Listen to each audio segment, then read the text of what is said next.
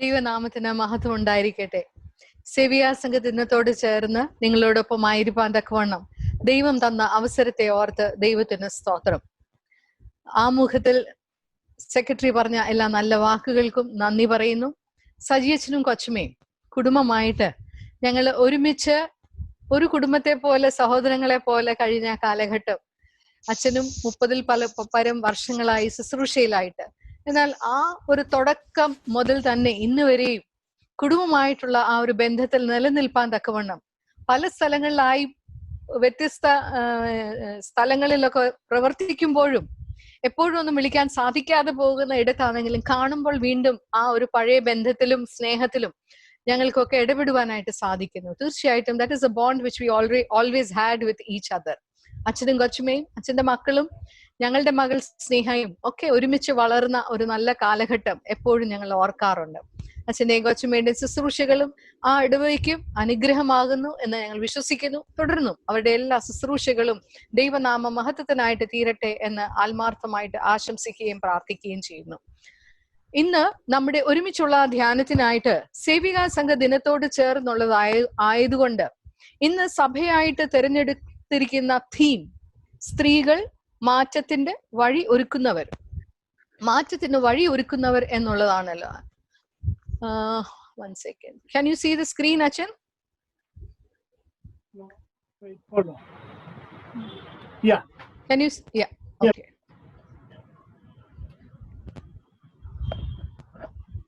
അപ്പോൾ ഇന്നത്തെ ഒരു സാഹചര്യത്തിൽ എപ്രകാരം ഉള്ള മാറ്റത്തിനാ എന്നെയും നിങ്ങളെയും ദൈവം ഉപയോഗിക്കുവാനായിട്ട് ആഗ്രഹിക്കുന്നത്? ഈ ഒരു സാഹചര്യത്തിൽ ഞാനും നിങ്ങളും എങ്ങനെ പെരുമാറിയാലാണ് ഒരു മാറ്റം നമുക്ക് വരുത്തുവാനായിട്ട് സാധിക്കുന്നത്?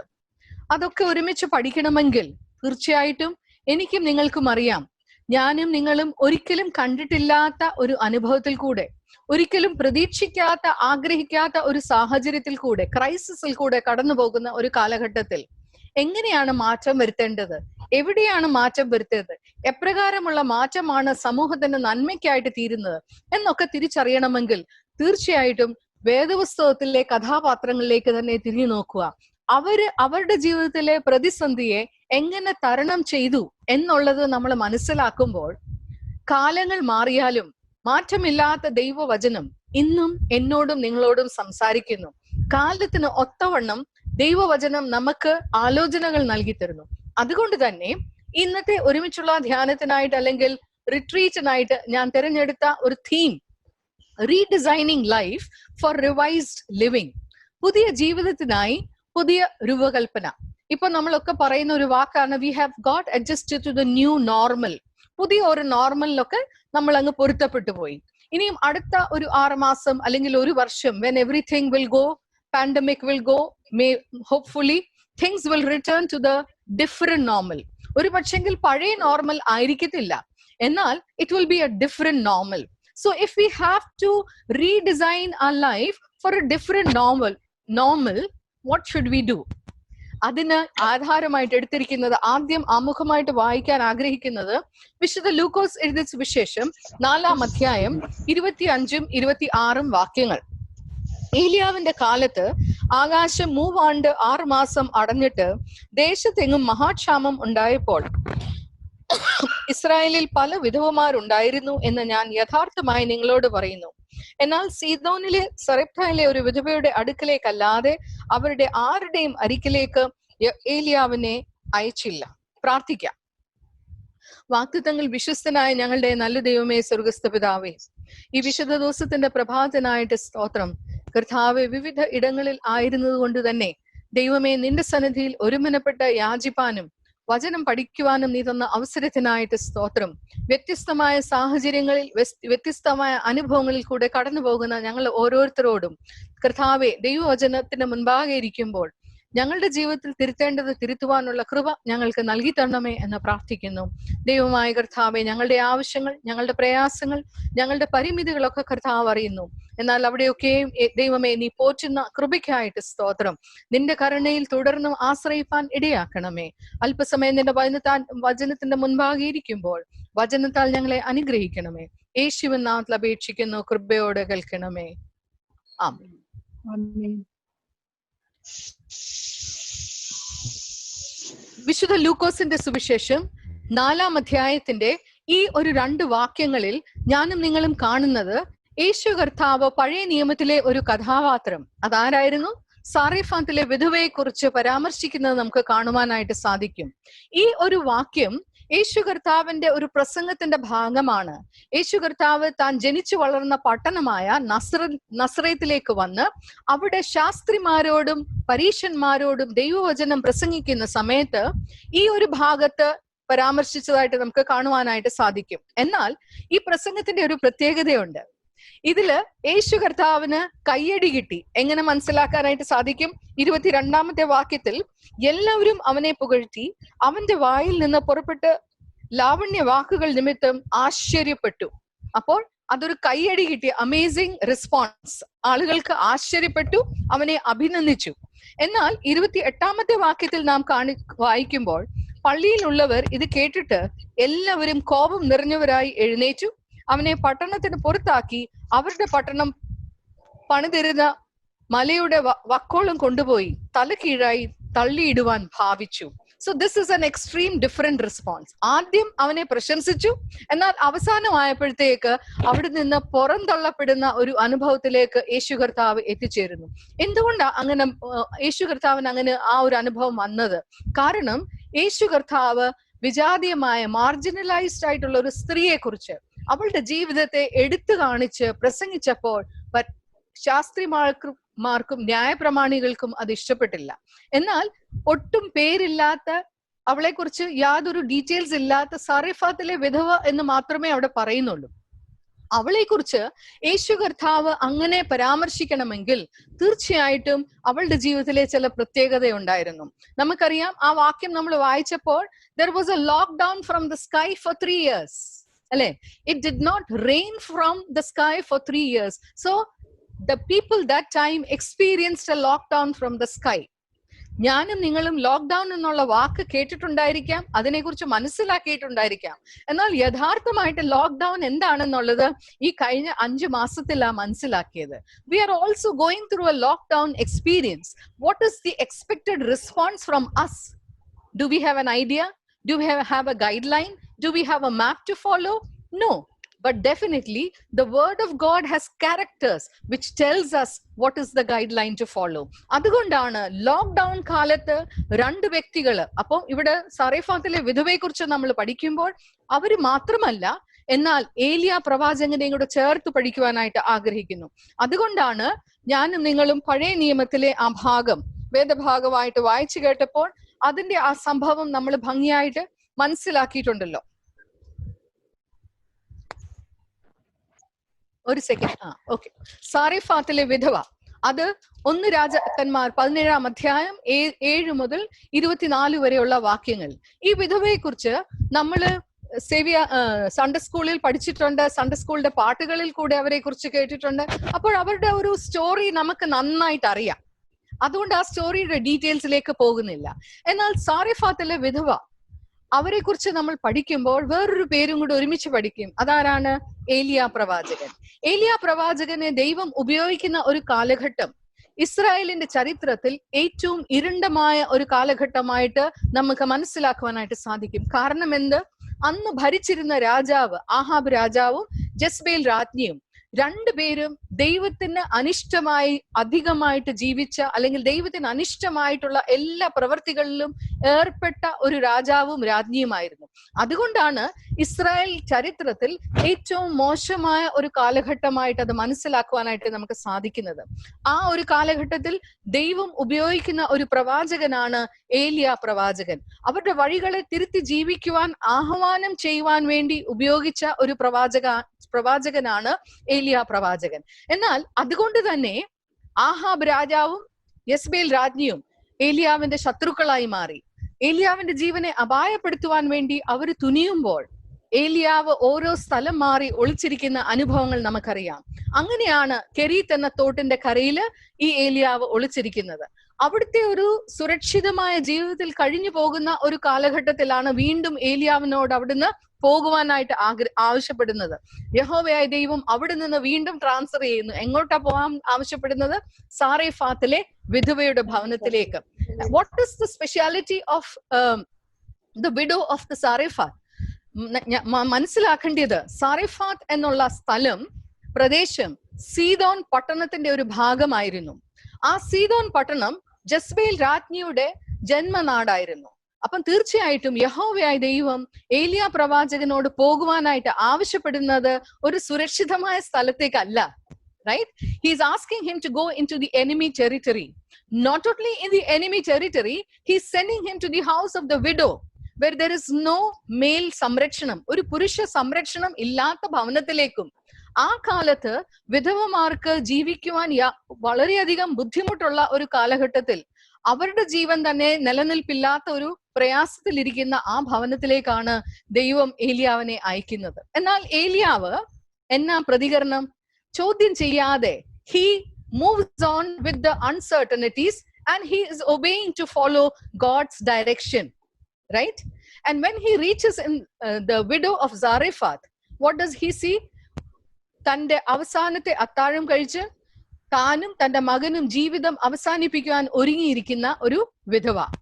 എന്നാൽ ആ വിധവയോടും ഏലിയ പ്രവാചകൻ ആവശ്യപ്പെടുന്നത് എല്ലാം ചെയ്യുന്നു. ചോദ്യമില്ലാതെ തന്നെ എല്ലാ കാര്യങ്ങളും അവൾ ആവശ്യപ്പെട്ടതനുസരിച്ച്, ഏലിയാവ് ആവശ്യപ്പെട്ടതനുസരിച്ച് ചെയ്യുന്നു. വീണ്ടും നമുക്ക് കാണുവാനായിട്ട് സാധിക്കുന്നത്, what happens? They were able to live lavishly for 3 years in the midst of famine.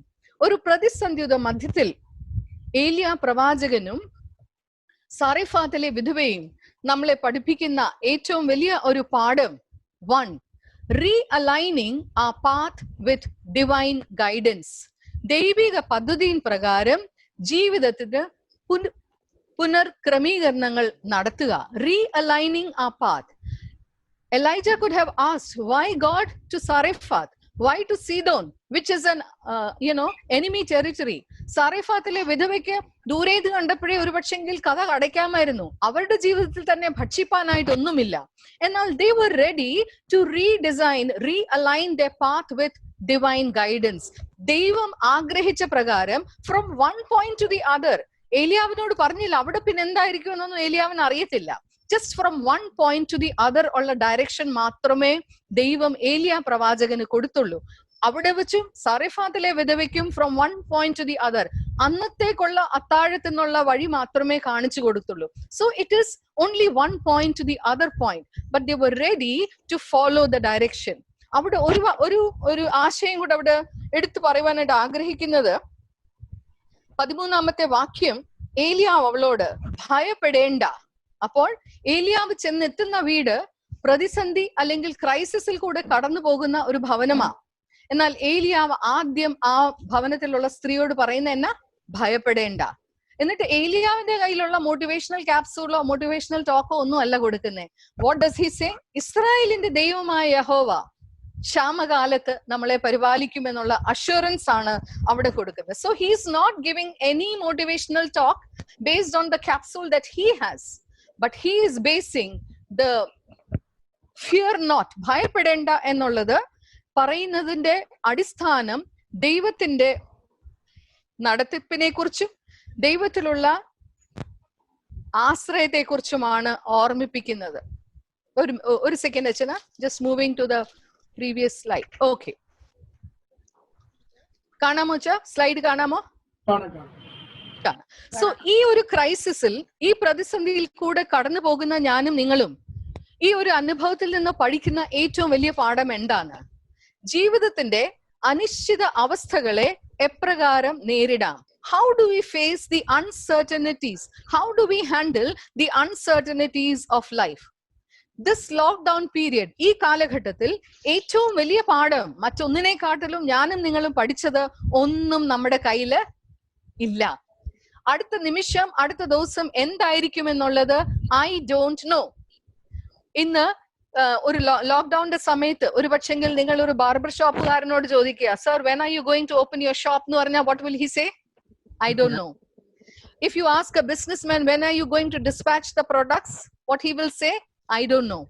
When you will receive the products, I don't know. ഒത്തിരി കുഞ്ഞുങ്ങൾ ഒരു ഘട്ടത്തിന്റെ പരീക്ഷ കഴിഞ്ഞിട്ട് they are waiting for the universities abroad.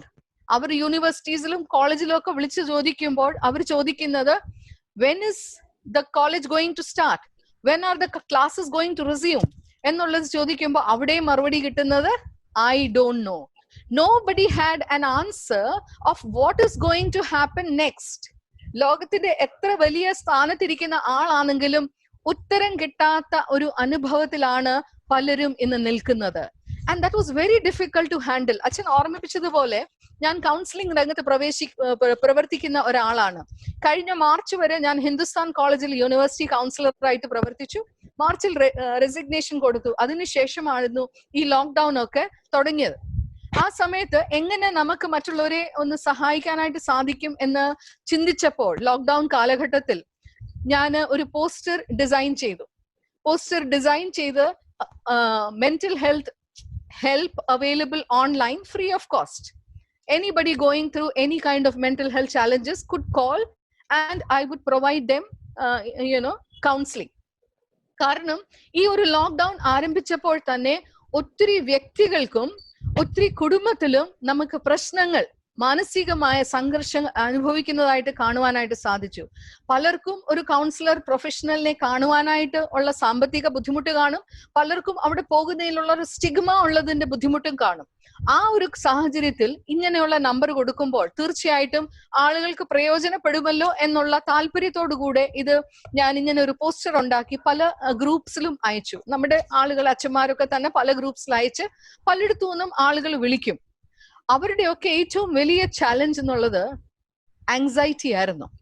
ഈ ഒരു കാലഘട്ടത്തിൽ people not able to sleep because of anxiety and stress related matters. Anxiety എന്തിനെ കുറിച്ചാ? What is going to happen to my future? What is going to happen to my job?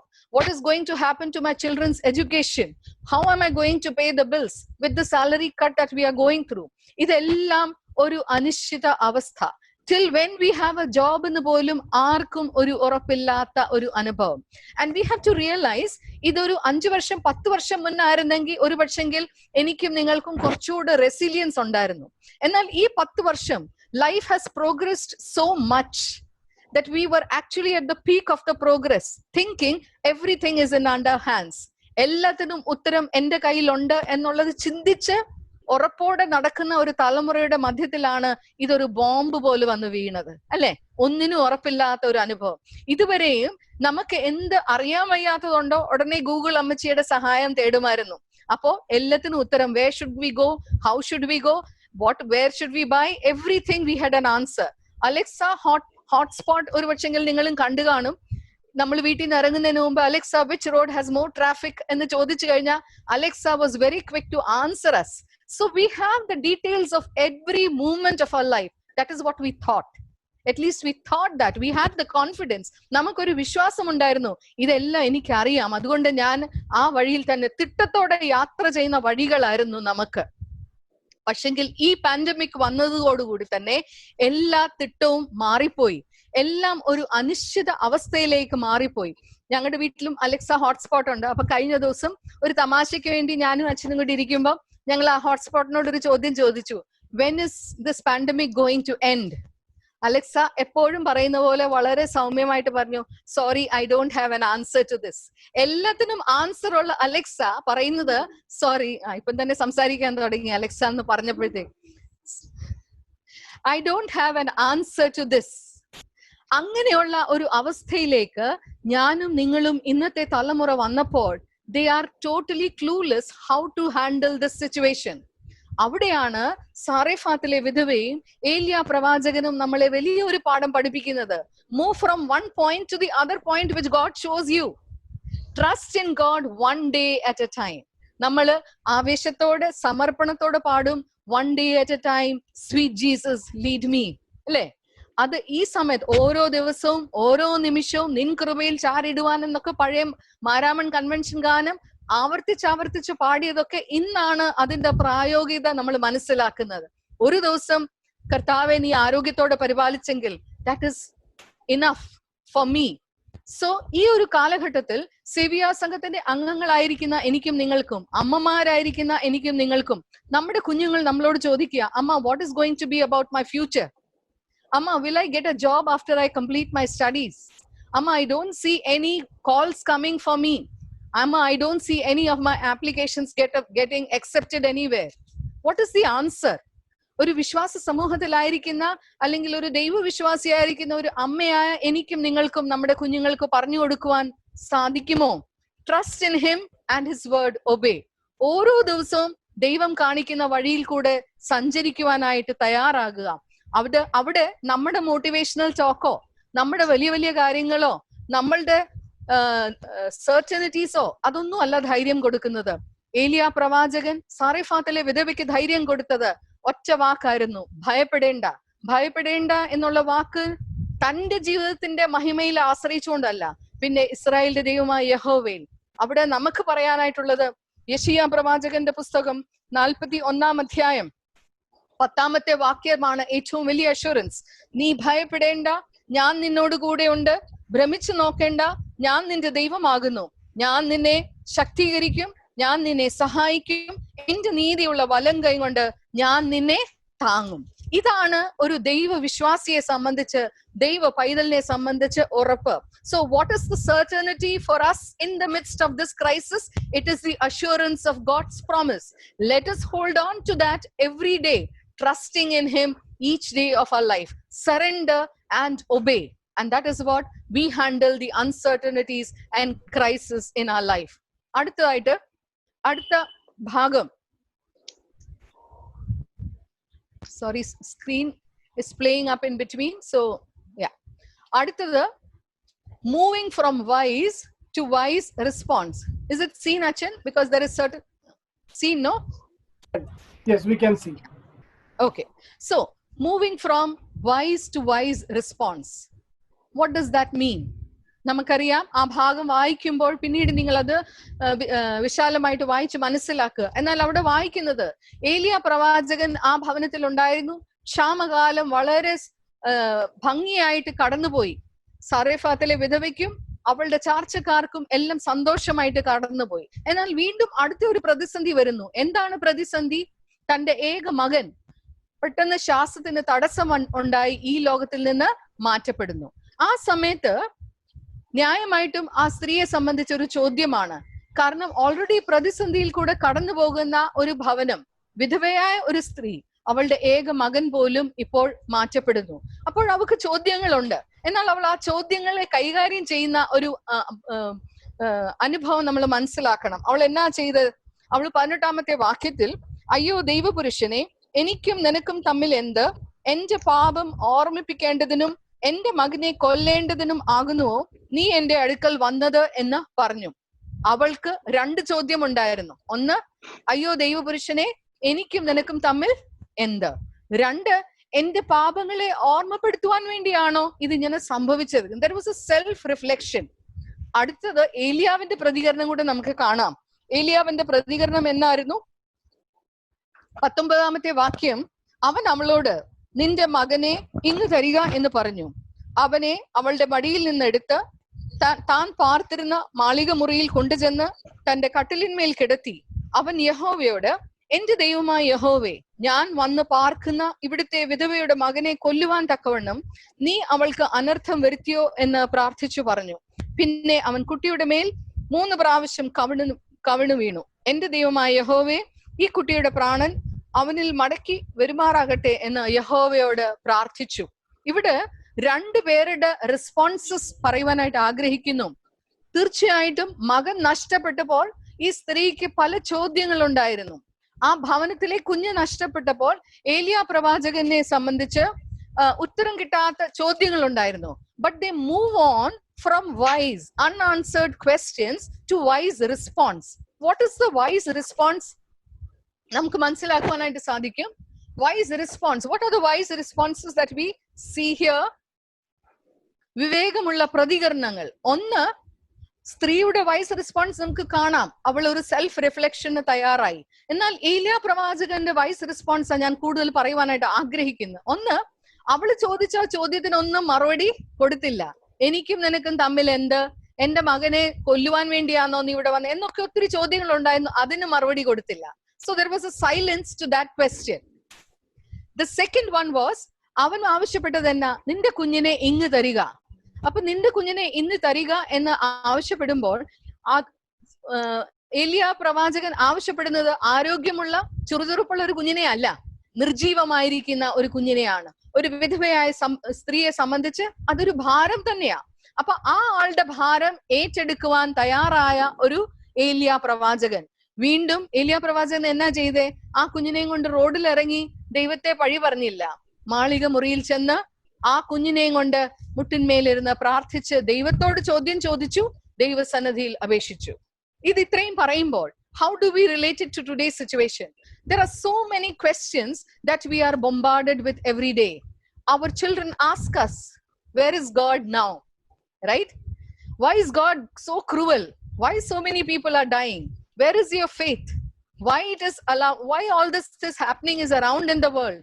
ഇങ്ങനത്തെയുള്ള ചോദ്യങ്ങൾക്കൊക്കെ ചോദിക്കുമ്പോൾ ഇന്ന് പലപ്പോഴും social മീഡിയയിലൊക്കെ ഞാൻ ചില സമയത്ത് ഭാരത്തോട് ഓർക്കാറുണ്ട്, ദൈവമേ ഈ പാൻഡമിക്കും ഈ ക്രൈസിസ് ഒക്കെ കഴിയും, എന്നാൽ ഒരു ട്രാജഡി ആയി മാറാതെ നമ്മുടെ തലമുറ സൂക്ഷിക്കേണ്ട ഒരു കടമ എനിക്കും നിങ്ങൾക്കും ഉണ്ട്. എന്തുകൊണ്ട് എന്ന് ചോദിച്ചാൽ, this is A time in the crisis where a lot of nonsense literature has been propagated on the social media about faith, about God, about prayer, about the necessity or unnecessity of the prayer. ഇത് കഴിയുമ്പോൾ ഇനി പള്ളിയുടെ ഒന്നും ആവശ്യമില്ല എന്നുള്ളൊക്കെ രീതിയിൽ വ്യാഖ്യാനിക്കുന്ന അനേക ചോദ്യങ്ങൾ social മീഡിയയിൽ അങ്ങോട്ടും ഇങ്ങോട്ടും അയക്കുന്ന ആ കാലഘട്ടത്തിൽ നമുക്ക് ആ ചോദ്യങ്ങളോട് എങ്ങനെ പ്രതികരിക്കുവാനായിട്ട് സാധിക്കും? വിശ്വാസ സമൂഹത്തിൽ നിൽക്കുന്ന എനിക്കും നിങ്ങൾക്കും എങ്ങനെ പ്രതികരിക്കുവാനായിട്ട് സാധിക്കും? എല്ലാത്തിലും ഒന്നും തർക്കിച്ചിട്ട് കാര്യമില്ല, കാരണം പലതിനും ഉത്തരം എനിക്കും അറിയത്തില്ല, അല്ലെ? So B silent. മൗനം പാലിക്കേണ്ടടുത്ത് മൗനം പാലിക്കുവാനായിട്ട് ഞാനും നിങ്ങളും പഠിക്കണം. ഇന്ന് അറിയാവുന്ന കാര്യത്തെക്കുറിച്ചും അറിയാൻ വയ്യാത്ത കാര്യങ്ങളെ കുറിച്ചും വ്യാഖ്യാനിക്കുവാൻ വ്യഗ്രത കൊള്ളുന്ന ഒരു സമൂഹത്തിന്റെ മധ്യത്തിലാണ് ഞാനും നിങ്ങളും നിൽക്കുന്നത്. Everybody is ready to raise opinion, give opinion, even about the field they don't know.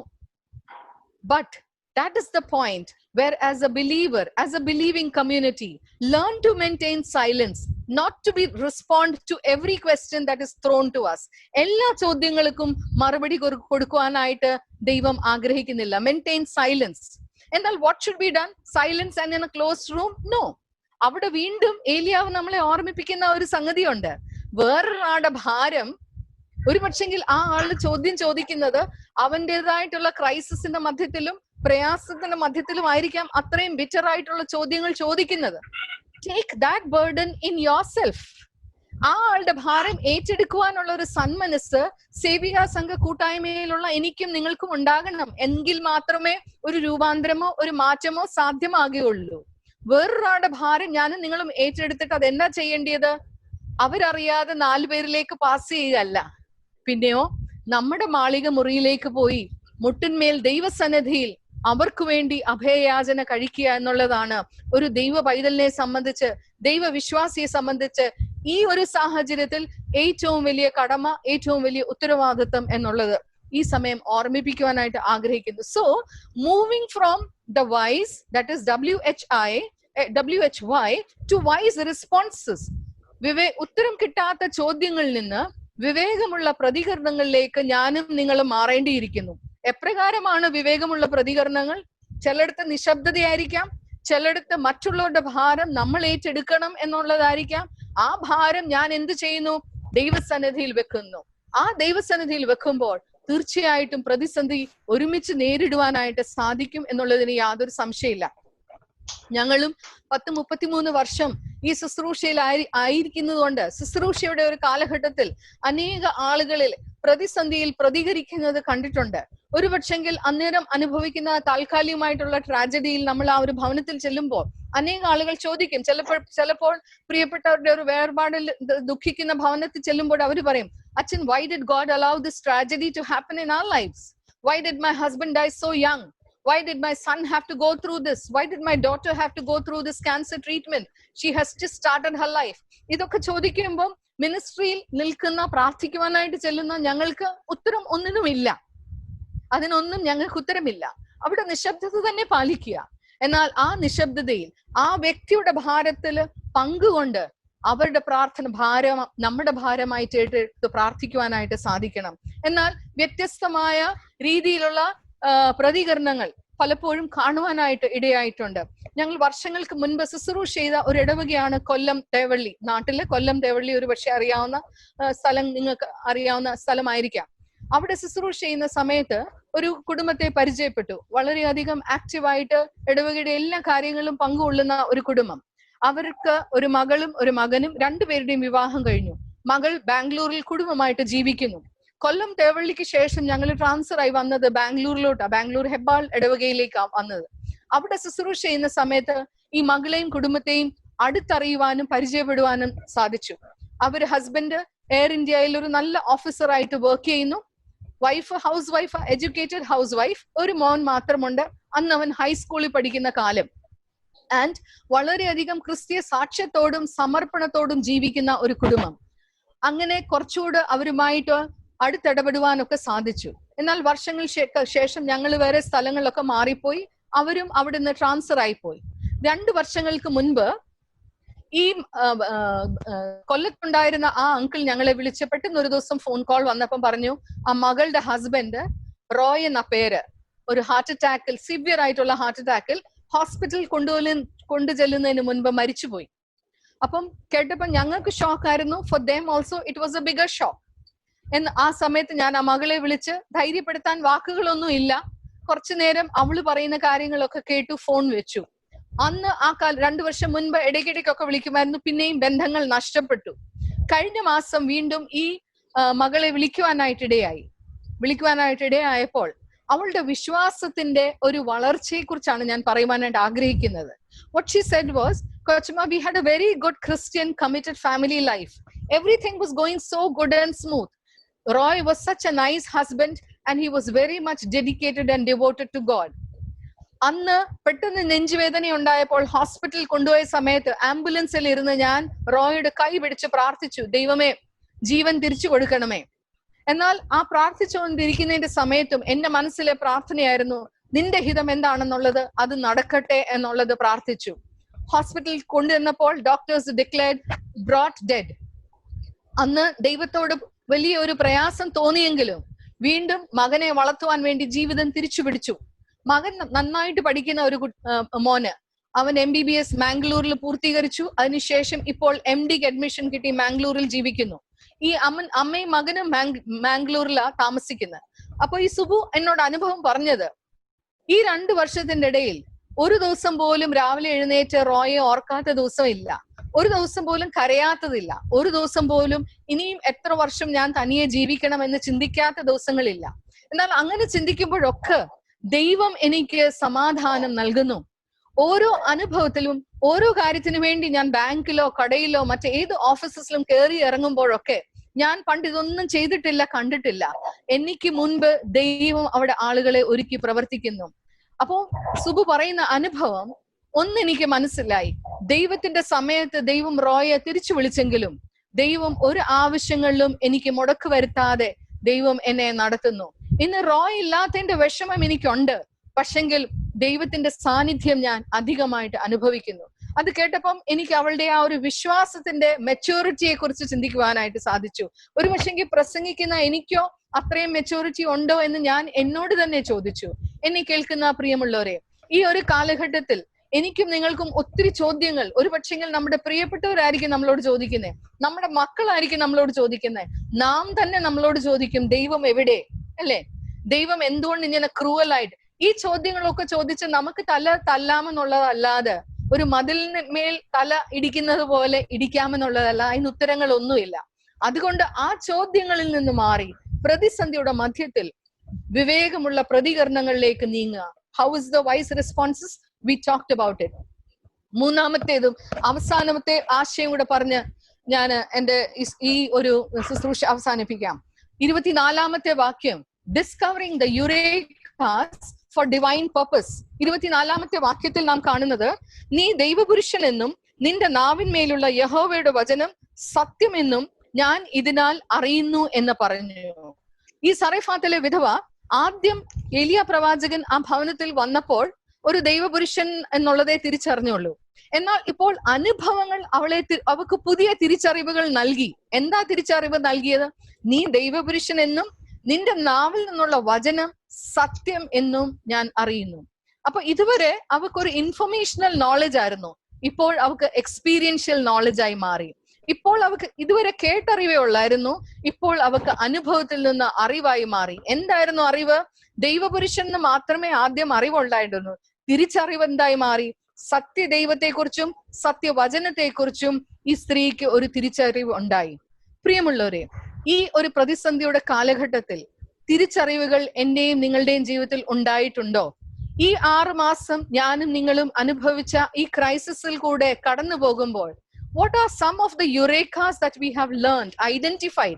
യുറേക്കാസ് എന്നുള്ള വാക്കിന്റെ അർത്ഥം, യുറേക്ക എന്നുള്ള വാക്കിന്റെ അർത്ഥം നമ്മളായിട്ടൊന്നും കണ്ടുപിടിക്കുന്ന കാര്യങ്ങളല്ല. It was already existing, but we identify that in our life now.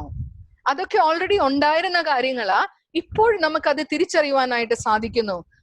പലരും പ്രതിസന്ധികളിൽ കൂടെ കടന്നു പോകുമ്പോഴാണല്ലോ ജീവിതത്തിന്റെ ചില തിരിച്ചറിവുകൾ സാധിക്കുന്നത്.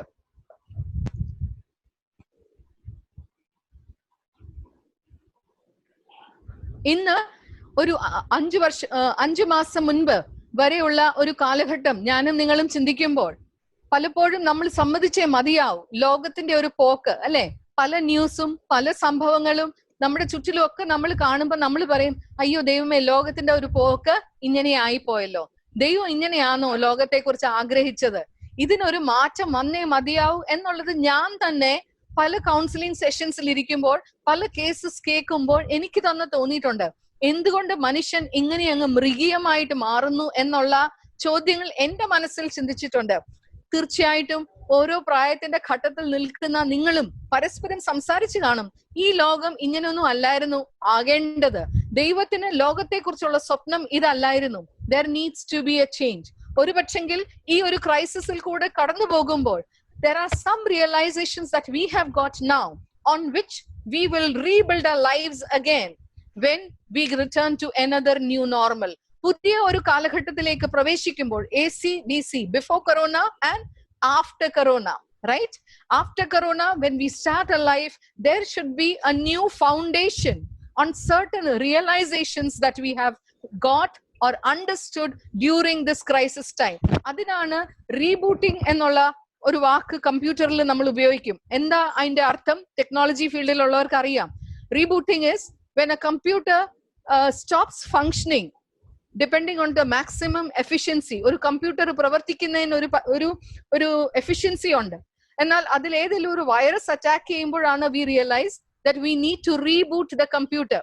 അപ്പോ we again install a program to reboot it so that the computer comes back to the normal efficiency.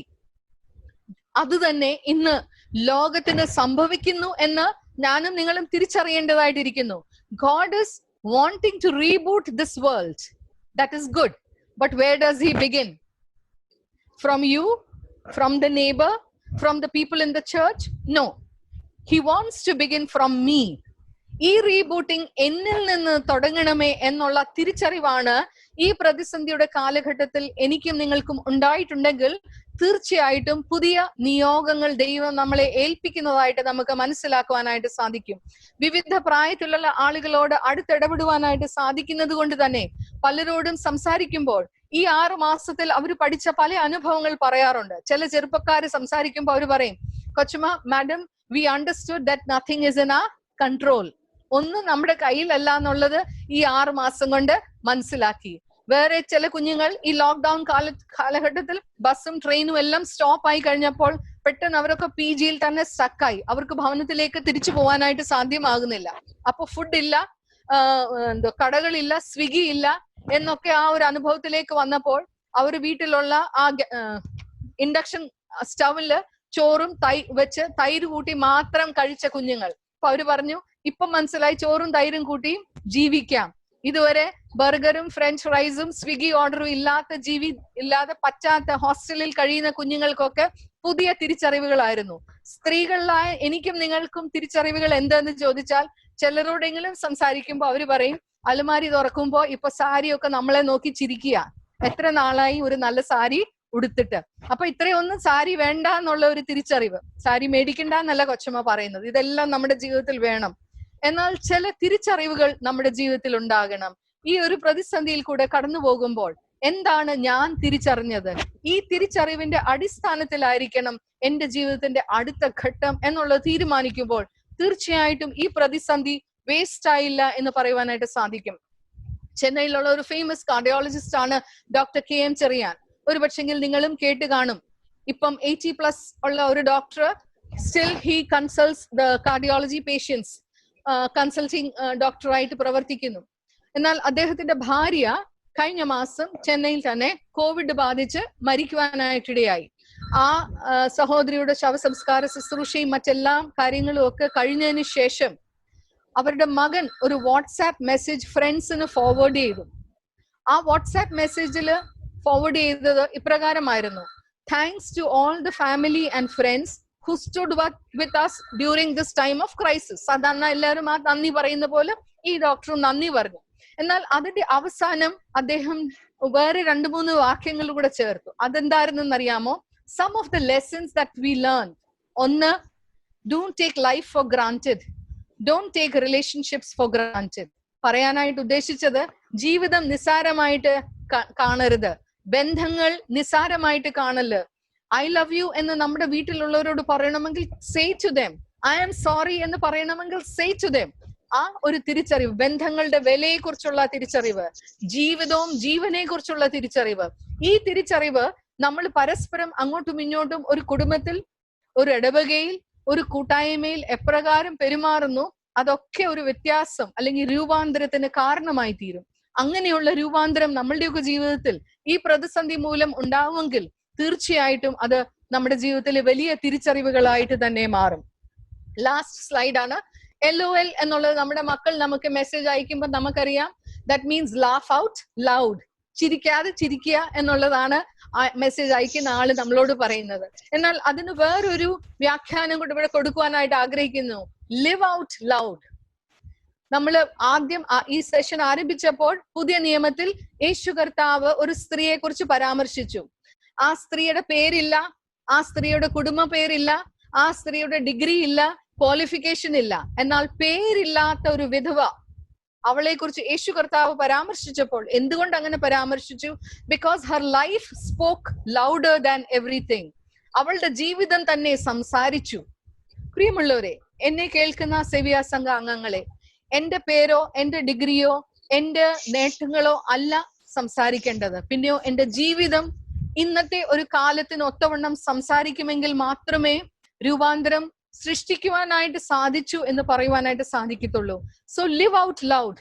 ഈ കാണുന്ന 3 പേരും, സാധു കൊച്ചുകുഞ്ഞുപദേശി, മദർ തെരേസ, കാണ്ടമ്മ കൊച്ചമ്മ, ഇവരൊക്കെ മൺമറിഞ്ഞു പോയ ആളുകളാണെങ്കിലും ഇന്ന് നമ്മൾ അവരെയൊക്കെ ഓർക്കുന്നത് എന്തുകൊണ്ടാ? അവരുടെ ജീവിതങ്ങൾ ഉച്ചത്തിൽ സംസാരിച്ചു. എന്തിനെ കുറിച്ചാണ് സംസാരിച്ചത്? ദൈവത്തെക്കുറിച്ചും ദൈവ സ്നേഹത്തെക്കുറിച്ചും. പ്രതിസന്ധി തരണം ചെയ്യുമ്പോഴും ഒരുമിച്ച് ചേർത്ത് പിടിക്കുവാൻ ഒരു തലമുറയെ അവിടെ കൂട്ടി നിർത്തിയ അവരുടെ അനുഭവങ്ങളെ കുറിച്ചും സാക്ഷ്യത്തെക്കുറിച്ചും ഇന്നും ഉച്ചത്തിൽ സംസാരിക്കുന്നു. സാറിഫാത്തിലെ വിധവ പേരില്ലാത്ത ഒരു വിധവയാണ്, ക്വാളിഫിക്കേഷൻസ് ഒന്നും എഴുതപ്പെടാത്ത ഒരു വിധവ. എന്നാൽ അവളുടെ ജീവിതം സംസാരിച്ചു. ഇന്ന് എന്റെയും നിങ്ങളുടെയും ജീവിതം അപ്രകാരം സംസാരിക്കുന്ന രീതിയിലുള്ള ജീവിതങ്ങളായി മാറട്ടെ എന്ന് ആത്മാർത്ഥമായിട്ട് ആശംസിക്കുകയും പ്രാർത്ഥിക്കുകയും ചെയ്യുന്നു. ആരാധനയ്ക്ക് ശേഷം നിങ്ങൾ ഇത്രയും നേരം ഒരുമിച്ച് ക്ഷമയോടെ പങ്ക് കൊണ്ടതിനുള്ള നന്ദിയും സ്നേഹവും അറിയിക്കട്ടെ. എന്നെ ഇതിനു വേണ്ടി ക്ഷണിച്ച അച്ഛനോട്, കൊച്ചമ്മയോടും സേവിയ സംഘഭാരവാഹികളോടുള്ള നന്ദിയും സ്നേഹവും അറിയിക്കുകയും ചെയ്യുന്നു. So how do we transform the society in this type of crisis? 3 things I would just recap again. Facing the uncertainties one day at a time, trusting in God. Second one, moving from the wise that has no answers to wise responses. And the third thing is identify the eurekas of life for bigger purpose, for His glory. May the good Lord help us through these words.